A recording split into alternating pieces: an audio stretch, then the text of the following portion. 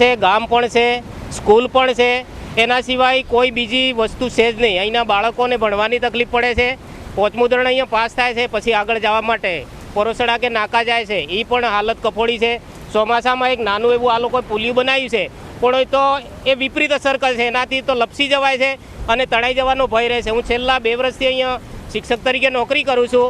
હું પણ એક વખત તણાઈ ગયેલું છું આ પરિસ્થિતિમાં.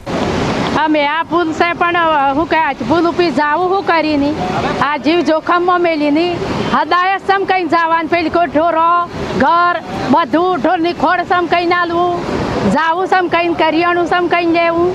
અમારે આ ગામ ભમરાજ ગામ કરીને નામ છે ને, એ દૂધ હલવા નથી જવાતું, ઢોરો સાર પૂરો નથી થતો, આગળ દવાખાના માટે નથી જવાતું, કોઈ બી બાબતથી હજી કોઈ આવતા નથી. છોકરા ભણવાનું શિક્ષક બગાડે છે ને છોકરાએ નહીં વેચતા, આગળ પાછળ કોણ જાય ખેંચાઈ જાય છે ને પોલ બનાવેલું છે પણ નાનું બનાવેલું છે.